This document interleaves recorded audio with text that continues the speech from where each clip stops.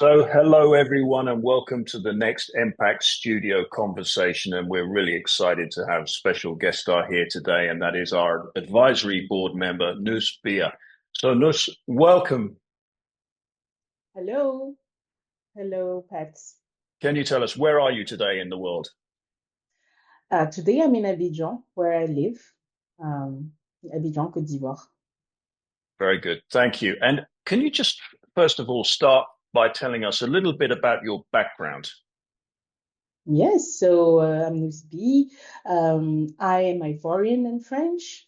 I currently live in Côte d'Ivoire, where I work with an impact investment fund called Investisseurs et Partenaires, or INP. I have about 14 years experience working in finance generally, and about 9 years experience working in the impact investment space. I started my career in investment banking in Latin America, specifically in Chile. And then I moved on to working with INP, which is a leader in the impact investment space in Africa. We invest in SME funds, and we do this through different segments. We have acceleration programs where we support early stage businesses to scale. We have a direct investment program where we invest equity and quasi equity into SMEs and startups for a larger amount. And we also have an activity where we help launch investment funds of smaller size investment funds that are country specific, and provide capital and support to these funds, to the fund managers and the teams investing in smaller size SMEs, so that a lot more SMEs have access to capital across the continent. So it is precisely this activity that I'm working on at the moment. And I've also worked for some time for an investment fund, equity investment fund, focusing on the agribusiness industry in West Africa. Wow, so you have some truly global perspectives on this subject, so that's really exciting for us. And can you tell me, how did you get involved with Sami and Pratik and the EMpact Studio initiative? So I had the pleasure of meeting Sami through his wife, through a network of African leadership. And we found out that we had similar goals and similar interests in both supporting the ecosystem of African startups, and also a great interest in agriculture and how agriculture is shaping the continent, the development of the continent. I absolutely loved impact model across different continents, and the idea that they would bring experiences that worked well in other emerging markets on the continent. So we found that there was a great opportunity to collaborate. And Sami offered to join the Impact Advisory Board, so that I could bring my knowledge of the Ivorian ecosystem, also the regional ecosystem, and connect with like-minded folks who have such a breadth of experience in the advisory board. So it's been very exciting since we've met different stakeholders in the either agribusiness space in Côte d'Ivoire, but also universities, leaders in the government, especially to explain the work that Impact was doing, and more specifically try to make the most connections possible, because Impact is a lot about connecting different pieces. So I'm glad I was able to contribute to that, connecting Sami and Pratik to different stakeholders that I know locally to make progress. Oh, that's fantastic.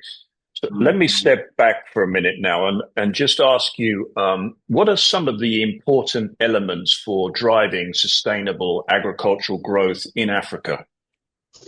Um, There's a lot to say on this. I think there's a lot happening and very exciting stuff.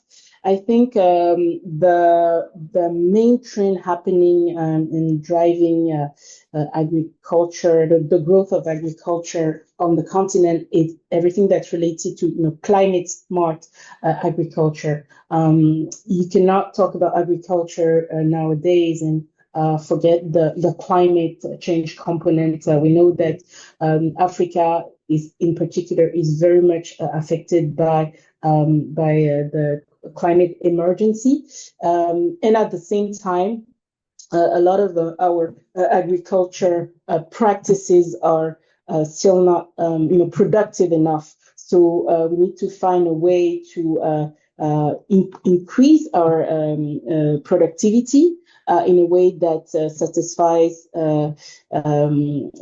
food security, which is also a great challenge for us. We still have to feed billions of people.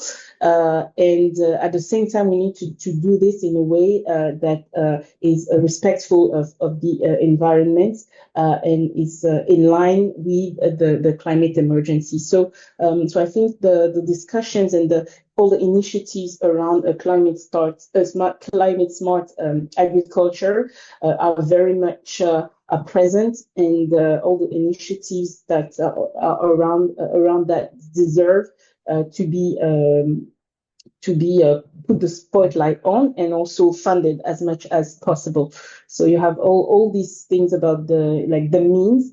I also want to mention the funding piece of that, which is extremely important. How do we fund the basic agriculture needs? You need to be able to fund cooperatives in the right way to bring like basics working capital, but at the same time, you need to be able to fund the innovation around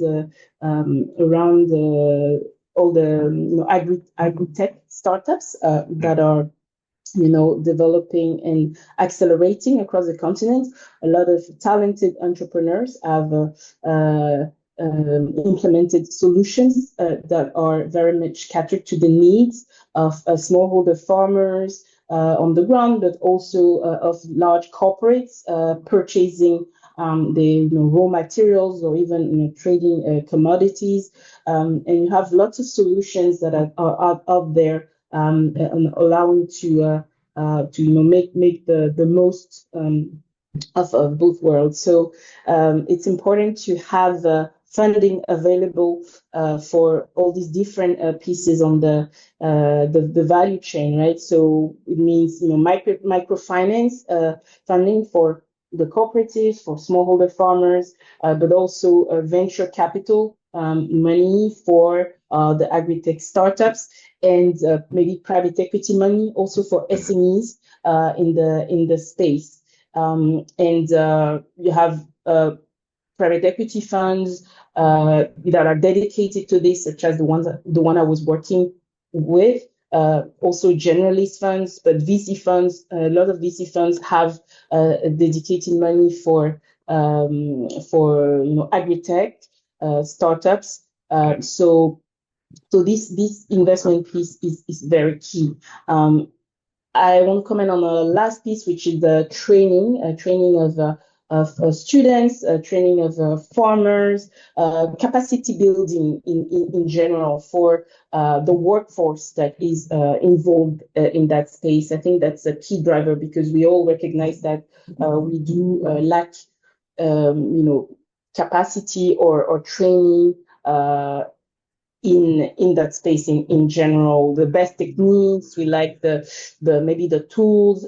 So every initiative that will contribute to bringing the best knowledge and or the best technique, the state of the art techniques in that whole value chain will have an incredible impact on the success of agriculture and agribusiness on the whole on the continent. Thank you. I've been involved in funding agritech initiatives in Europe, so partnerships between universities and corporates and startups and SMEs. Is there much collaboration in funding around agriculture between other continents and Africa? Do you see that growing, or do you see that we need to get more funding coming into Africa from other, whether it's from Asia or Europe or Latin or North America? I think there's a lot of funding coming from mostly Europe, at least for what I know, in West Africa, Francophone West Africa specifically, because of the ties maybe to Europe. There's a lot of funding coming from there, a bit of funding also coming from the US, but I do not see that much funding coming from other emerging markets. And there's this discussion around China investing heavily in Africa. I'm not sure that it is coming into this specific sector. There's a lot of talk about infrastructure in general and mining, probably. Is this funding channeled to agriculture? I don't think that there's a lot of spotlight on this. I do think that international funding coming to Africa is essential, but in my line of business, what we do want to focus on currently is how to mobilize local capital, because we think that local capital has a very important role to play in the way we raise capital. There is money, around here. There's money from pension funds. There's sovereign money that is already deployed. But how can we channel these to different areas so that we can build a lot of synergies? I think this is still very much key, and mobilizing this local capital and channeling it into our own agriculture. I think it's very important for a matter of independence, but also for long-term funding. Those local capital asset allocators have a unique way of understanding the risks of investing in their own country. We need the incentive. We need the proper risk sharing. But it is important also to understand with these key players, how they can better invest in their own agriculture segments. Very good. And then it comes to technology as well. The cost of technology and mobile and AI, it's all coming down. And I guess part of the funding opportunity is also to get more of this technology in the hands of the farmers and the innovators who are in the rural areas as well, to be able to create new services and products that they can also use to manage their farms and their value chains, but also develop new businesses themselves. Mm-hmm. Mm-hmm. Yes, I think there are a lot of initiatives in that sense. I don't know when exactly we'll see a proper appropriation of those technology tools by smallholder farmers. I think farmers have to continue doing what they do and what they do best, and use some tools that are not excessively disruptive, but they do need a lot of support. I think that's very important, that technology comes in a way that improves their work, but also let them focus on what they know how to do best. And also, I think it's critical that technology help them improve their income. I think there's a matter of justice also out there. It's important. They feed the world, they feed Africa, yes, but how can technology help them improve their quality of life, the lives of their families? I think that's also key. You mentioned earlier, Nouss, in the discussion about the importance of partnerships. Now, Could you give us some example maybe of how, say, universities are working with corporate and commercial markets to drive more agricultural innovation? Yes, one of the ways that universities have participated in that in innovation is exemplified by EMPHB. EMPHB is the main polytechnic university in Côte d'Ivoire.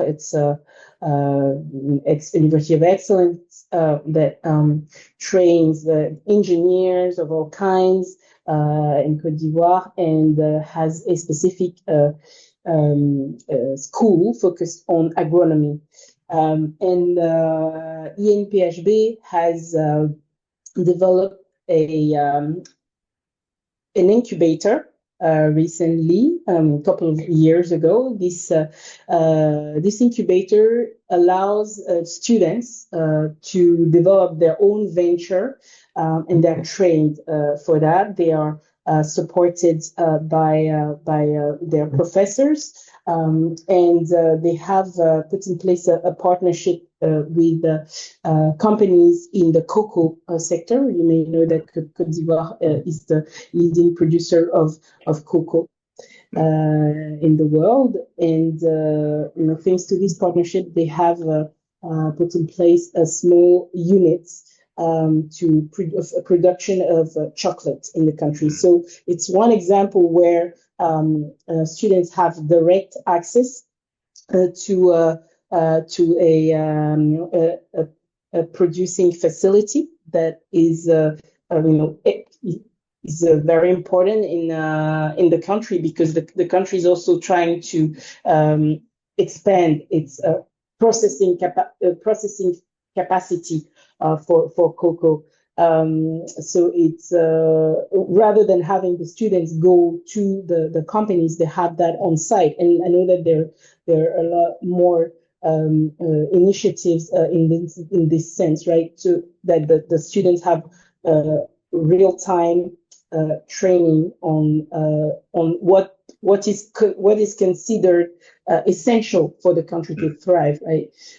So both with this focus on the incubation, so bringing in the entrepreneurial aspect while they're studying, and also working on the industrialization and processes that are important for the students. I think it's a good example of what can be done between the universities, the corporate world, and how entrepreneurship is puts as core elements of the training of the students. Wow, that's fantastic. Now, Nouss, I'm going to end with a really easy question, and I'm going to ask you, what's your vision for the next 5 years in terms of Côte d'Ivoire and agricultural innovation? So, what do you think? I think what would be fantastic is that every student in Côte d'Ivoire understands how much agriculture is a key part of our development. And I would love a situation where agriculture is seen as a sector where anybody can thrive, whether students actually get involved in a training that is specifically in agriculture or entrepreneurship around agriculture, or have a small business aside what they do. I mean, I would like for every young person in the country to understand how critical it is for the development of the country, and that it is magnified, and it's not just let's go do some tech, or fintech, or any other kind of tech, that they understand that the sector can be looked at in many different ways, and